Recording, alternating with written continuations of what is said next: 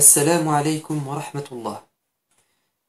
Quels sont donc ces mystères que le prophète de l'islam a dévoilés, a révélés, qui attestent sans aucun doute qu'il n'est pas un charlatan, qu'il n'est pas un devin menteur, bel et bien un homme inspiré par Dieu, à qui Dieu va révéler une partie de ce qui échappe aux hommes de l'époque.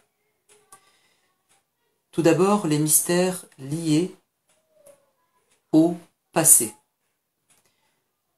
C'est-à-dire qu'il va rapporter des récits ou des détails de récits connus, mais des détails qui échappaient aux gens.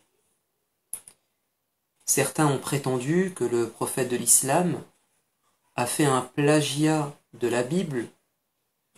La preuve en est que nous retrouvons les mêmes récits dans le Coran et dans la Bible.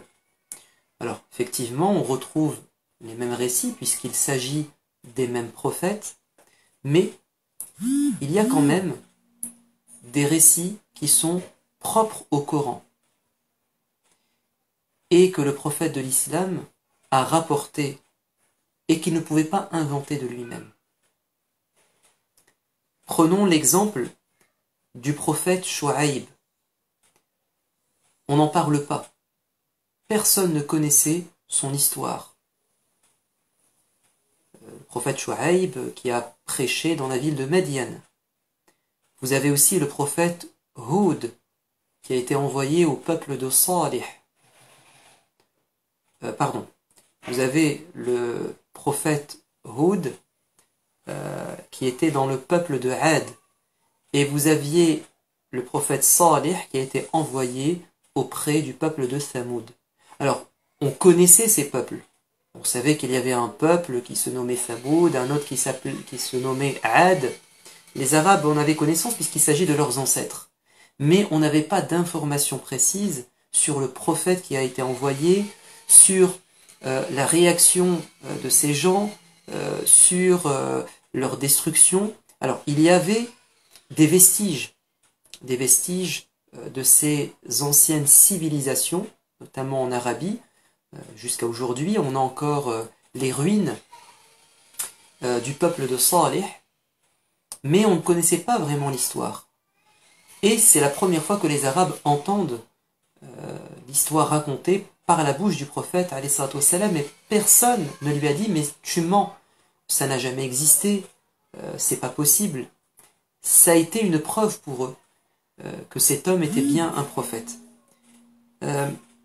Vous avez également des récits qui sont communs avec la Bible, mais ce qui prouve qu'il ne les a pas tirés de la Bible, c'est la manière dont ils sont rapportés, les corrections qui sont apportées, et également les détails supplémentaires qui n'apparaissent pas dans la Bible.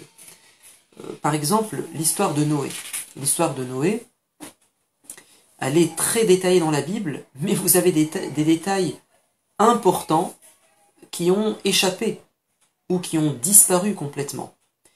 Notamment le fait que l'un de ses fils refuse de monter dans l'arche et qu'il est englouti par une vague et qu'il finit par mourir, noyé. Ça, on n'en parle pas dans la Bible.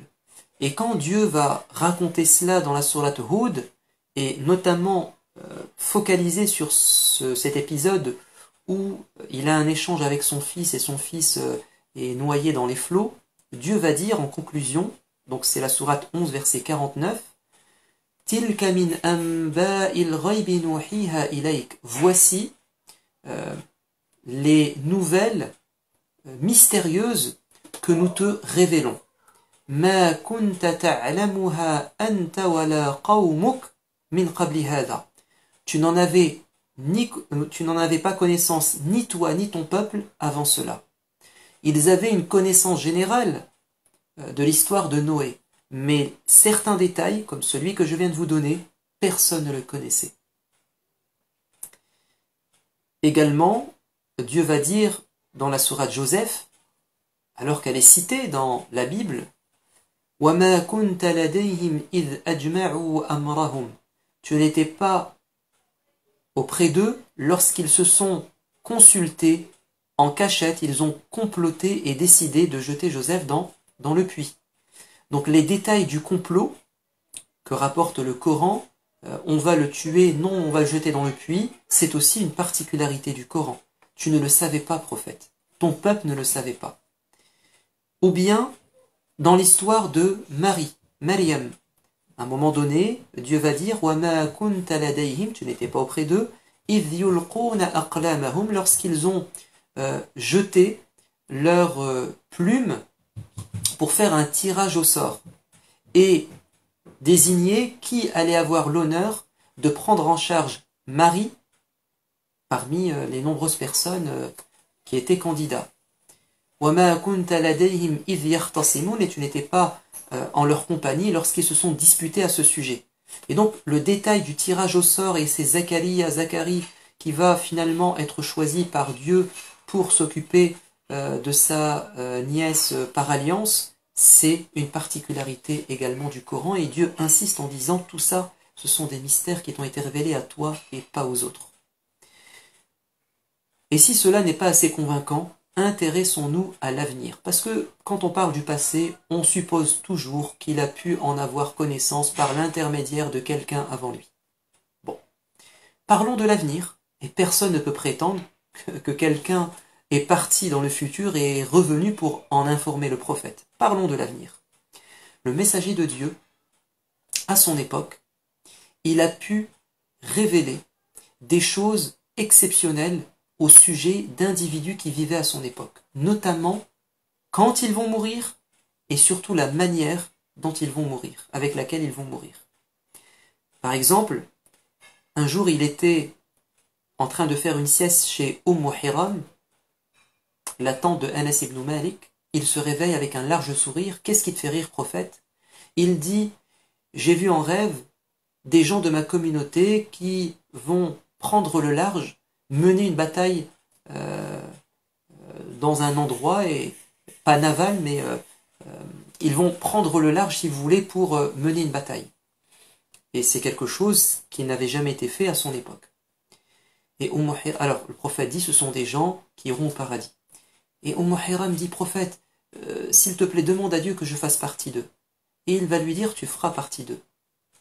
Et ensuite, le prophète dira, il y a des gens qui vont s'attaquer à la ville de César et la prendre. Prophète, j'aimerais faire partie de ces gens. Le prophète va lui dire, non, tu ne pourras pas faire partie de ces gens. Et effectivement, Hiram, comme le disent les historiens, elle est décédée à l'époque du calife Muawiyah, lorsqu'il a envoyé un détachement militaire prendre la mer et, je crois, s'attaquer à l'île de Chypre, il me semble. En tout cas, Hiram a fait partie de cette première expédition navale, et en descendant de l'embarcation avec sa monture, elle tombera et elle finira par mourir. Et elle est enterrée dans cet endroit. Donc comment le prophète pouvait-il prévenir et prédire qu'elle allait mourir dans ces conditions? C'est quelque chose évidemment qui dépasse l'entendement humain. Également, le prophète de l'islam a dit un jour, alors qu'il était avec Omar, Othman, enfin Abu Bakr, Omar, Othman et Ali, il dira, Abu Bakr c'est un homme véridique. Omar, Othman et Ali, ce sont des martyrs. C'est-à-dire, il a fait une différence entre la mort de Abu Bakr et celle des 3 califes suivants. Et effectivement, Abu Bakr n'est pas mort martyr au sens où il n'est pas mort dans une bataille ou bien tué par quelqu'un. En revanche, Omar a été assassiné en pleine prière, Othman a été assassiné en recevant un coup d'épée sur le front, Ali sera également assassiné, et le prophète a été plus loin, il a dit à Othman qu'il sera assassiné et le sang coulera sur le Coran. Et nous avons aujourd'hui comme manuscrit le Coran de Othman, et semble-t-il qu'il y ait des traces de sang. En tout cas, il est mort ainsi, comme en attestent les historiens. Donc comment le prophète pouvait-il deviner de lui-même, s'il n'était pas prophète, la mort de ses compagnons? De même, le prophète a dit à Ammar, tu seras tué par le groupe rebelle. Et ça, c'était tellement connu des gens que ça va déterminer des enjeux, déterminer l'issue d'une bataille au niveau politique. Lorsqu'il y a eu la guerre entre les partisans de Ali et les partisans de Muawiyah, et Muawiyah voulait le pouvoir alors que Ali était le calife légitime. Ammar était un des partisans de Ali. Il va se faire tuer par les partisans de Muawiyah. Et quand il va mourir, les gens vont dire, donc, les partisans de Muawiyah sont le groupe rebelle, puisque le prophète avait dit Ammar sera tué par le groupe rebelle. C'est vous dire à quel point on a affaire à des prémonitions, des prédictions qui ont eu une influence dans le cours de l'histoire et des événements. Ce ne sont pas des racontards, des légendes. Les historiens ont rapporté tout ça. Également, le prophète de l'islam va prédire certaines victoires. Vous avez par exemple Adi ibn Hatim qui rencontre le prophète lui dit si ta vie est prolongée, alors vous avez 3 prédictions, tu verras que la femme seule pourra quitter la région de l'Hira, qui est loin de la Mecque, en toute sécurité pour accomplir le pèlerinage. Alors que dans cette région de l'Hira, il y avait des bandits de grand chemin. On ne pouvait pas voyager seul. Quand on était un homme, que pensez-vous quand il s'agissait d'une femme? Il dit, il y aura une telle sécurité à un moment donné, que toi, donc dans plusieurs années, si tu es encore vivant, tu verras que toute cette région sera pacifiée. Et vous prendrez les trésors de Khosroès, le fils de Hormuz. Donc vous allez, vous les musulmans, réussir à faire tomber l'empire perse, à une époque où les Arabes étaient évidemment très faibles. Et il lui dit, et tu verras qu'il y aura des donateurs qui veulent donner leur zakat, donc de l'argent pour les pauvres, ils auront dans les mains de l'or et de l'argent, et ils feront le tour des habitations sans trouver une personne dans le besoin qui réclame ou qui accepte cet argent. Donc il y aura une telle prospérité, une telle justice, un tel système de solidarité qu'il n'y aura plus de pauvres dans le monde musulman. Et ce compagnon a dit, effectivement, j'ai vu ces 3 choses se réaliser. Notamment, il a dit, c'était à l'époque de Omar ibn Abd al-Aziz que les gens étaient tous, enrichis et la zakat était entreposée, on n'avait plus d'ayant droit à qui la remettre. Donc ce sont 3 choses qui se sont produites. Et effectivement, il y avait une telle sécurité que les gens pouvaient voyager seuls, notamment les femmes. Quant à la victoire contre l'empire byzantin, l'empire perse, ça s'est effectivement réalisé. Et le prophète bien-aimé l'a dit à plusieurs reprises au sujet de l'empire perse, mais aussi au sujet de l'empire byzantin. Et même les clés du palais du Yémen. Bon. Le messager de Dieu va révéler un mystère. Alors, c'est pas... Alors, restons dans l'avenir, j'ai pas encore fini. Le messager de Dieu dit, vous verrez un homme qui habite au Yémen, qui veut venir me rencontrer, mais il a une maman qui est malade, il s'occupe d'elle, il viendra après ma mort. Si vous le rencontrez, vous le reconnaîtrez. Il s'appelle Uwais al-Qarani, il vient de tel pays, et il avait une maladie de peau. Il ne lui reste comme séquelle de cette maladie qu'une tache blanche de la taille d'une pièce. Et Omar ibn al-Khattab, le calife, durant son règne, il interrogeait les délégations du Yémen qui venaient accomplir le pèlerinage. Y a-t-il parmi vous un homme qui s'appelle Uwais al-Qarani? Jusqu'à ce qu'il le rencontre un jour et qu'il s'assure qu'il s'agit bien de lui. Est-ce que tu t'appelles bien ainsi? Est-ce que tu avais une maman et tu t'es occupé d'elle? Est-ce qu'il te reste cette séquelle de ta maladie? Et quand il l'a bien identifié, il lui a demandé de lui faire des invocations parce que le prophète avait dit, demandez-lui qu'il implore Dieu pour vous pardonner parce que Dieu exauce ses invocations. Donc regardez comment le prophète annonce des choses assez incroyables. Vous avez tellement d'exemples de prédictions qu'on va s'arrêter là pour l'instant. le messager de Dieu, alayhi salatu wassalam, pour ceux qui ne sont pas encore convaincus, va révéler non plus simplement l'avenir et le passé, mais des réalités trop complexes et imperceptibles pour les gens de l'époque. C'est-à-dire des faits scientifiques qu'on ne pouvait pas encore analyser et appréhender et comprendre. Et c'est peut-être l'argument qui, disons, clorera le débat sur est-ce qu'il est un prophète ou est-ce qu'il est un charlatan. Parce que ce sont des paroles qui datent du 7e siècle, et ils ont été rapportés dans des ouvrages que nous avons encore aujourd'hui qui datent du 8e, 9e siècle. Donc on ne peut pas dire que ce sont des paroles qui ont été inventées à l'époque moderne, puisqu'ils existent depuis très longtemps, et il s'agit de faits scientifiques. Alors, par exemple, le prophète de l'islam dit « Si une mouche tombe dans votre bol, que ce soit un bol d'eau, de lait, de soupe, ne retirez pas tout de suite la mouche, mais enfoncez-la et ensuite retirez-la. Et vous pouvez boire le liquide. » Alors, cette parole du prophète alayhi salam est assez étrange, parce que, connaissant son hygiène et toutes les recommandations pour se protéger des microbes, on aurait dû dire c'est une erreur du narrateur, mais la chaîne de transmission est authentique. On a découvert, à notre époque récente, que ce qu'a dit le prophète est extrêmement pertinent.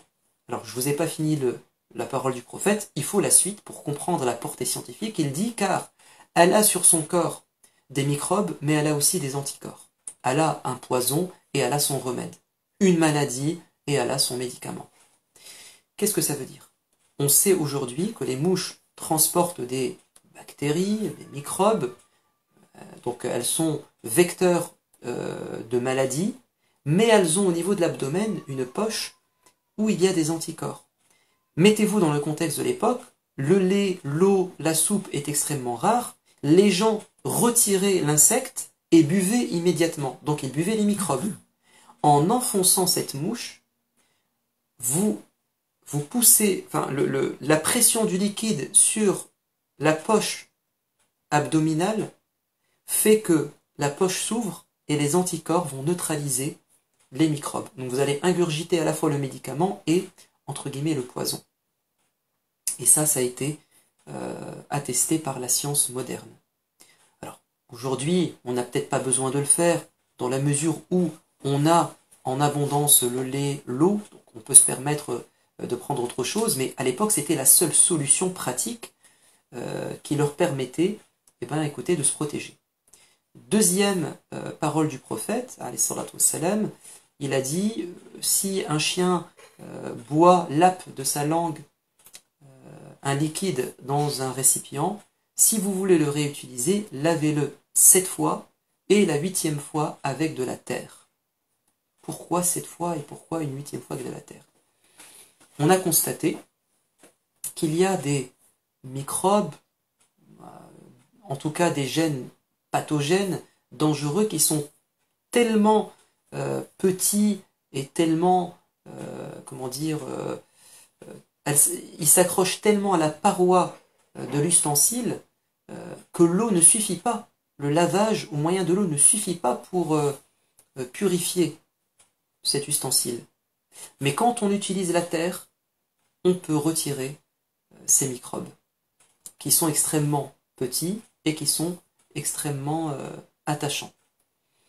Et ça prouve également que la terre contient de bonnes bactéries, des anticorps. Voilà.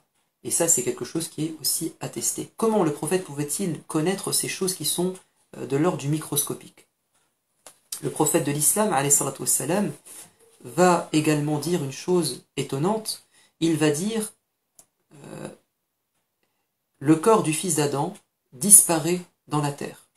On se décompose et on est transformé en poussière, sauf une partie infime de son coccyx, certaines cellules, qui, dit-il, ne disparaissent pas, car c'est à partir de ça qu'on a été créé, que l'être humain a été constitué, et c'est à partir de cela qu'on sera recréé.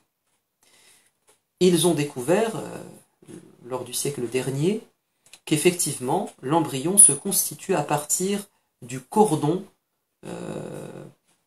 primaire. D'ailleurs, il y a un prix Nobel pour cela, ou de la ligne primitif, qui finalement va donner lieu à la colonne vertébrale. Donc ça commence bien par le coccyx, qui est, si vous voulez, le bout, l'extrémité de la colonne vertébrale.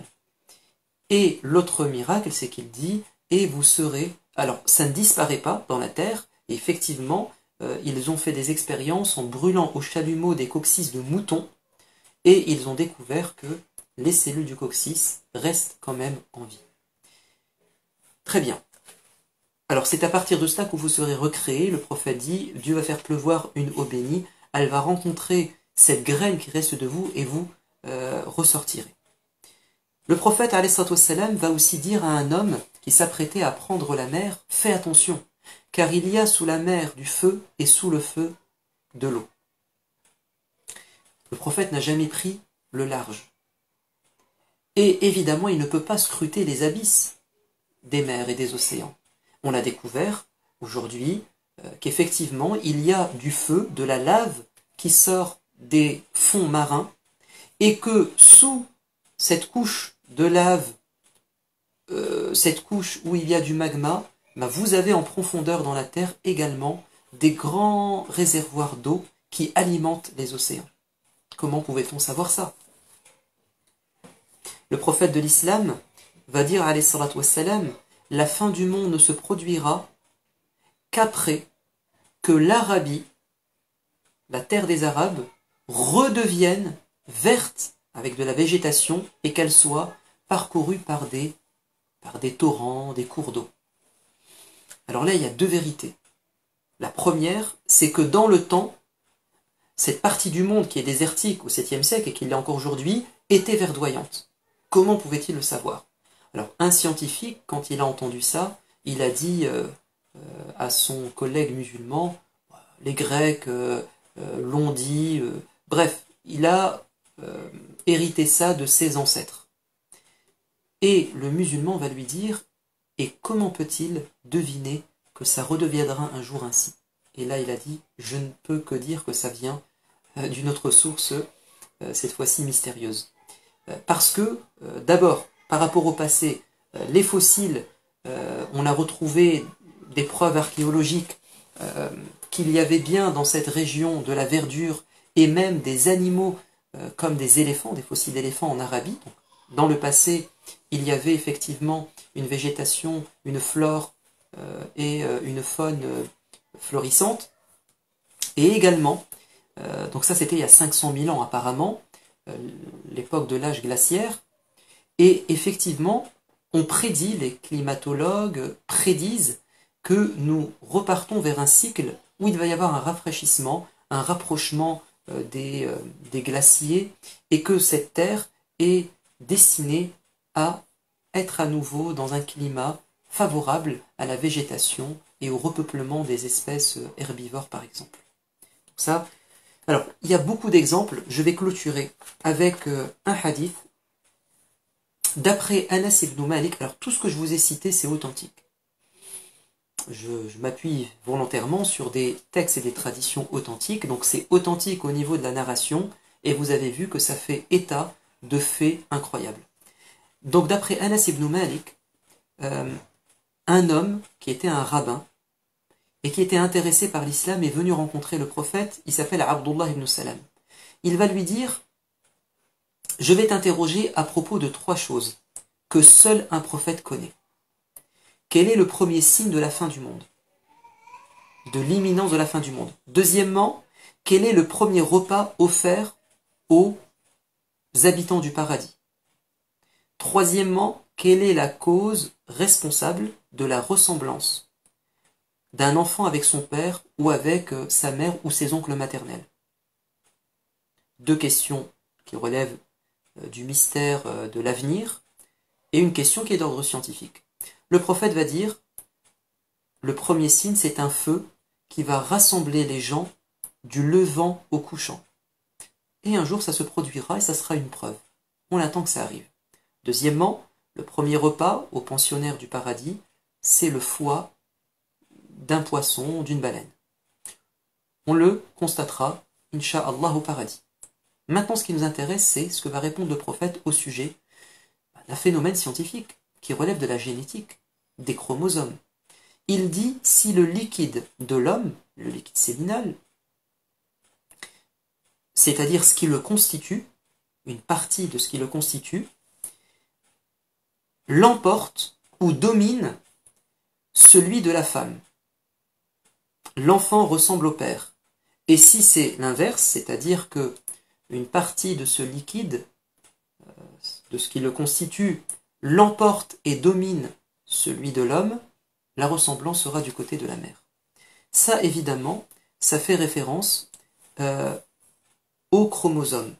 Les savants ne se sont assurés de la nature du spermatozoïde et de l'ovule et de leur contribution mutuelle dans la formation de l'embryon que tout récemment, après la découverte du microscope et des chromosomes et des travaux de Mendel, par exemple, sur les mécanismes de la génétique de l'hérédité.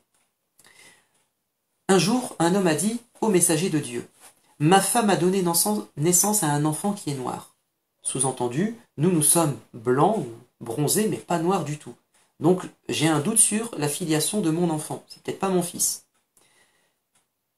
Le prophète va lui dire, est-ce que tu possèdes des chameaux? Oui. De quelle couleur sont-ils? Ils sont roux. N'as-tu pas quelques chameaux de couleur cendrée, noire? Oui. Et comment tu expliques ça? L'homme va répondre, ça vient sûrement d'un ancêtre. Un ancêtre qui était de couleur noire. Une hérédité lointaine. Et le prophète de conclure, donc la couleur de l'enfant pourrait être également due à cette hérédité lointaine, à cette souche ancestrale. Et là encore, c'est un fait scientifique. On peut être porteur dans son génotype d'un gène qui ne s'exprime pas, dans son phénotype, mais qu'on transmet à son enfant et qui va s'exprimer. Évidemment, il y a encore beaucoup de choses à dire sur l'embryon. Vous avez beaucoup de paroles du prophète qui décrivent les étapes de l'embryon, bref, le sexe de l'enfant, etc. C'était simplement pour vous donner un aperçu. Vous pouvez revenir vers des ouvrages et des interventions spécialisées dans le domaine.